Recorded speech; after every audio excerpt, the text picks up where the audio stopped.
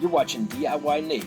If this is your first time here, make sure you like, comment, and subscribe, and hit the notification bell so you can be alerted to my weekly content. Today on DIYNate, I'm showing you how I replaced my Jeep hinge on my door when the spring broke, and I'm also going to show how I had to replace my door latch as well. So during this video, it's kind of choppy, and I apologize for what I got on video versus what I didn't, but on the flip side, you should get a pretty good idea of you can do this yourself if you want to. So hope you enjoy it, and we'll go through it.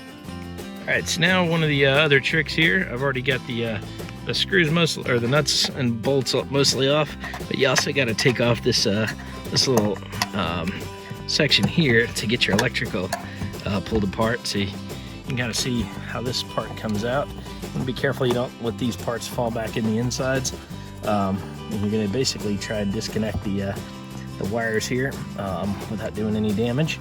And yeah, it's really hard to do with one hand, so I'm gonna set this over here and see how it goes. Get a little separation.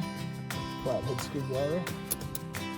So in this part of the video, I've already removed the two bolts of the lower hinge using a ratchet and socket. So here now I'm trying to separate the electrical so that I can actually take the entire door off.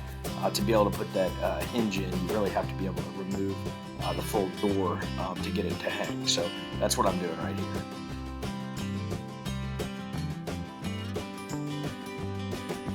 Alright, so now we've got this separated. I did have to pull the red pin all the way out to get that going, and actually I pulled so hard trying to get this thing out that little plastic piece separated here, so hoping that didn't cost me anything on the back end, but find out on the when I put this thing back together. So fingers crossed. Almost ready to take the door off, so here we go. All right, the door has come off. Sorry, mouthful of sunflower seeds here. Door has come off. You can see I've got the other part. I haven't bolted it on yet, but this is the metal piece that I will be putting on. This is the old part, and you can see how we lost the spring on this one, so that part's garbage. Left the other handle on there, the other hinge, so that I can mount it back. And then I got to do a little bit of work with the door now that's out. I've set it on a card table here, somewhat heavy-duty card table, so you can see how I'm going to work on this. I'll be taking this door panel off, trying to get to the piece that I need to get to, and hopefully I don't have to take the whole thing off, but we'll see how it shakes out. Okay, so now you can see I've got the lower hinge bolted on there. The trick is going to be whether or not I've aligned it correctly. I tried to line it up with where I saw the washer marks from the prior car, but at the end of the day, this is a little bit of an art form here on whether the door closes nicely, and might have to make some adjustments on there. So I'm trying to avoid the amount of adjustments as much as possible. So that's going to be the fun part to figure out. So for this part, I broke my handle actually off with by trying to solve for my door latch problem, or my door hinge problem. Ended up breaking my door latch as well, so ended up costing me another 35 bucks to repair this. So what I'm going to do, I'm going to actually take this piece off, pull the screw out of this. We're going to peel back this section, and then we're going to see if we can get to this piece right here. So hopefully everything comes smoothly, and I don't have to put too much energy into getting this done. Okay, so I'm getting to this plastic piece here. I popped this open, use a 5-in-1 tool. If you're trying to be careful, I wouldn't use this. I definitely wouldn't use one as rusty as this, but I don't care a whole lot about this car, so I kind of worked it and just stuck it in there. Again, you're using the 10mm star nut here to pull this off. So we're going to take this guy off. Hopefully, if I'm lucky, I won't have to remove much more than this, and I can simply take this piece off, put the new handle on, and be done with it. But of course, it's never that easy, so we'll see how it goes. Again, snap-on ratchet screwdriver, favorite tool in the box. So we'll see how this plays out. And of course, no job is easy, so I've had to take out two of the bolts over here.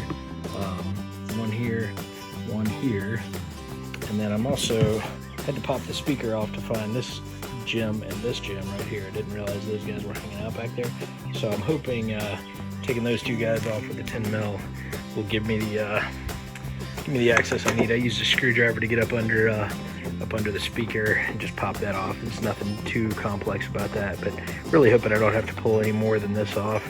Just out of, at some point you get into these projects and it's just not worth it. So I mean, at the end of the day, I gotta have a door I can get into, but man, they're making me work for just replacing that door latch. So I guess that's where they can charge you for all that labor when a mechanic is working on your car, because they make you get to a lot of parts and pieces just to replace something as simple as a plastic door handle. Of course, I guess I got a good, it's 2008 to 2020, so good 12 years of life out of the driver's side door before the handle gave way. So, all right, I've pulled enough parts off now. I'm hoping I can get to this, get a little bit more movement, but still not wanting to budge. So, all right, so oddly enough, what I'm going to need is a really small screwdriver. I might have to go get my stubby to handle this, because this whole section is willing to come off, but I'd like to avoid taking it all the way off. And behind here, I've got a small screw that's still in place, and it's in this little square nub. You can see there's a square section over there that I need to get to. And I probably have just a very small amount of room. It's probably a hex screw, so that's going to make it complicated. But I'm going to try and use my Leatherman tool I never use for anything, and see if it just happens to be a Phillips head. I might get lucky, so we'll see. All right, had to finagle this thing a bit to get it out, but now I've got the handle position on here. For this part, you got to pop the metal wiring out, and once you get that out, this is the old piece. You can see the broken latch, and now I've got this part. I'm going to slide it back up in there. I was able to get enough, after I disconnected this wire, I was able to get enough play in there so that I could get my hand up on it and tighten or loosen the little hex nut here. So see if I can get it back in, fingers crossed. All right, as I'm putting the pieces back together, this one had a very long screw here, and I get why now, because it needs to be able to fasten it onto the door here. So I'm going to try and secure that up and make sure it's connecting in the right spot, because right now it's completely loose and the door hinges as well. So I got to make sure I tighten that on there pretty nicely. The play-by-play of the parts I got to piece together. Put the pop-up lock back on. Got one of these bolts secured here. I want to make sure I don't forget anything. I'm pretty sure these are the guys that go right here.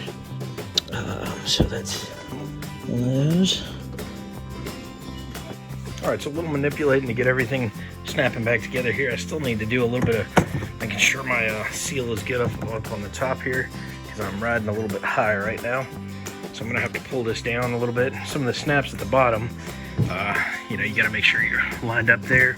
This one, interestingly, is still struggling to get all the way lined up on it. So I'm gonna have to work with that. I might choose to live with some of this, just depending how well this goes in or does not. So we'll see how that plays out. All right, just a little pointer too. There's also a little clip right here that was preventing everything from sitting nicely. So got that guy solved. Now it's time to start filling in the holes here. So this will hopefully go smoothly when I put it all back together. Fingers crossed all the electrical works, because I don't want to get back into this thing if I can help it ever again. About done with Jeep doors. Like I said, at least this isn't the first time I've done one of these, but I would like it to be the last. Love to try a different car someday, so one of these days trade in my Jeep for something else. But for now, we're gonna keep it on the road as long as we can. Keep making improvements to it as I see fit. See how many miles I can put on it. About 175,000 right now. So, all right, bolting it down. We're looking pretty good here, almost all the way back together. Got my plastic parts snapping in here. Make sure they go in. Everything's going back together. You can see me just kind of hammering it down, making sure things stick the way they should. Only had one screw I lost in the process, probably hiding out somewhere. I'll see it on the back end. All right, so had to shortcut this a little. My phone battery died while I was doing the project, so it did take a jack, and my wife helping me hold it to get this on there.